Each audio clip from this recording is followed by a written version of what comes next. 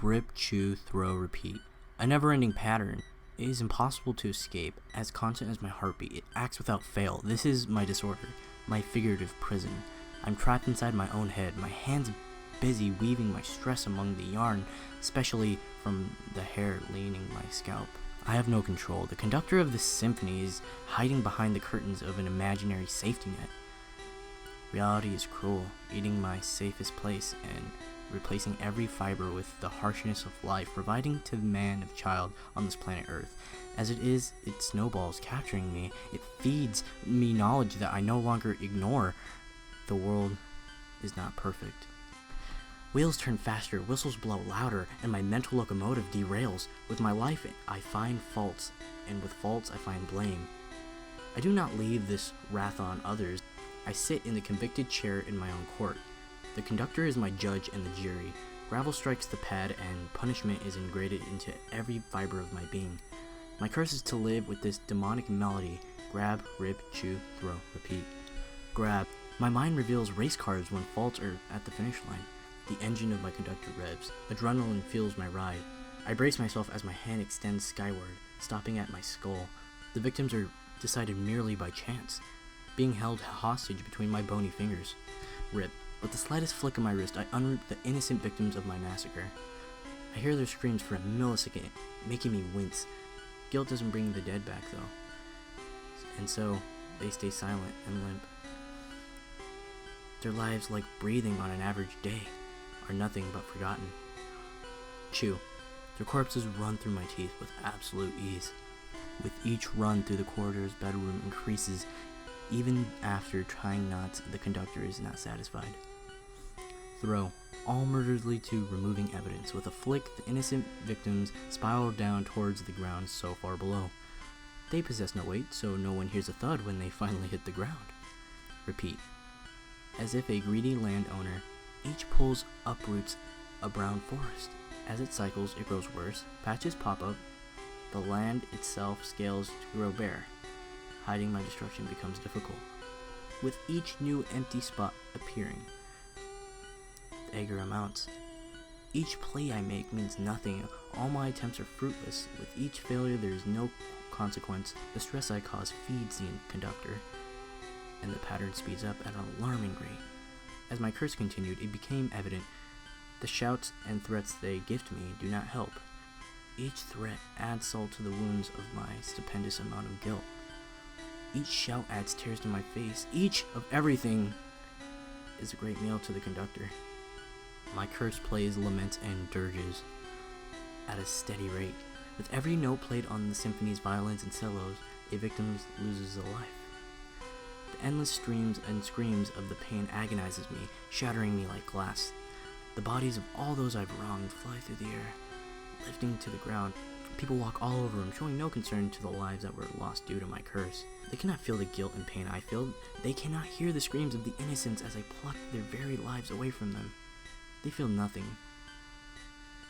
They feel nothing that I feel. They do not understand. As all of my being is thrown into this cycle of never-ending death and guilt, I gain fear I have never known before.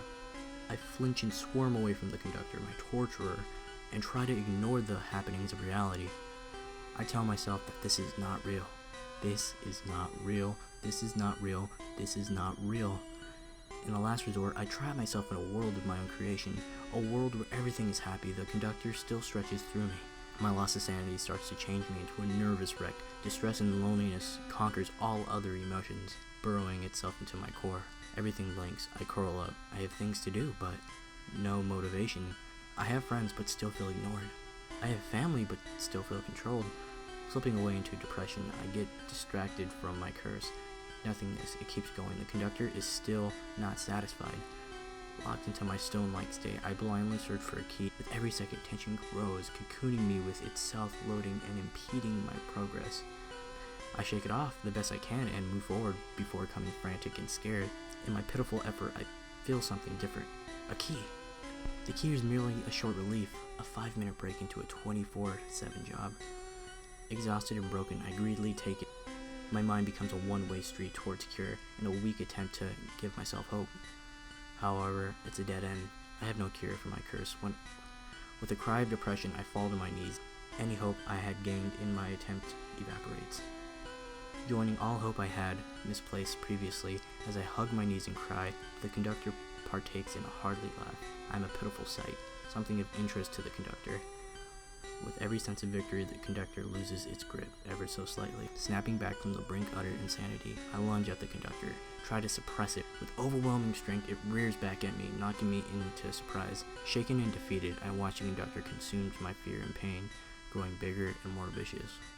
With a snarl, it leaps into the air, intending to finish me off. Perhaps for the final move.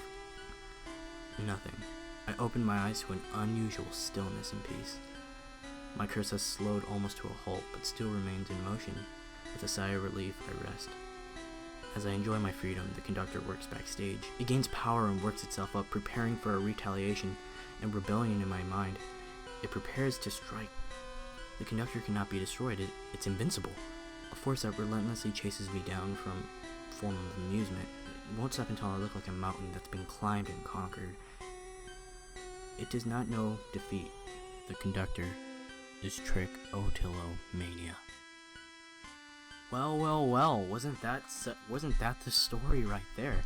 Man, apparently this is the November 2013, or December 2013 Creepypasta of the month on the Creepypasta Wiki, and man, just the imagery in this creepypasta made me want to read this, because it was just so nerve-wracking and so just making me want to know what was this person going through, or why they had this disorder or something. If you guys didn't know that, I'm sorry, I'm butchering the name.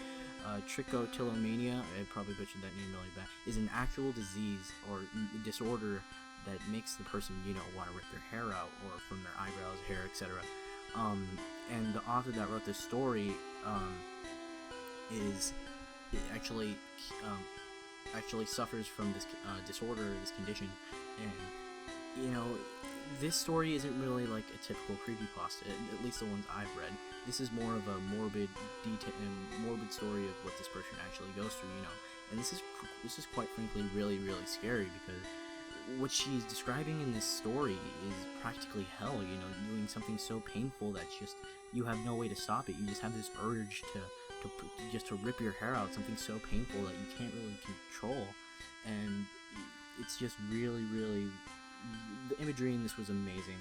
And so we can all give a hand to the December 2013 Creepypasta of the month. But I do really feel sorry for this person, or anybody who has this disorder of I'm sorry, I'm not gonna even try to pronounce it anymore. Trichotillomania, I'm sorry. But yeah, I'm not good with words. It was really hard for me to pronounce in the story, so. But this definitely what made this creepypasta so eerie was the imagery that they provided. I could literally see what this person had to go through. This conductor, this demon of a thing inside this person's head, making it rip her hair out, or this person's hair out. It was very well done, and it definitely put some chills on my back, reading the story. And yeah, I would definitely give this a 10 out of 10, just on the imagery itself. And yeah, you guys can comment down below what you thought of the story, and what would you rate it, and what would you do to make it better? This is definitely one of my favorite creepypastas I've read so far. And if you liked it, make sure to leave a like down below, and I will be linking all the creepypastas and the website for the Creepypasta Wiki down below if you want to read some, or read this one, or leave a comment down in the description. So yeah, I'll talk to you guys later. Peace out. I love your faces. Stay beautiful. I know you will. And as always, Splamicastic out.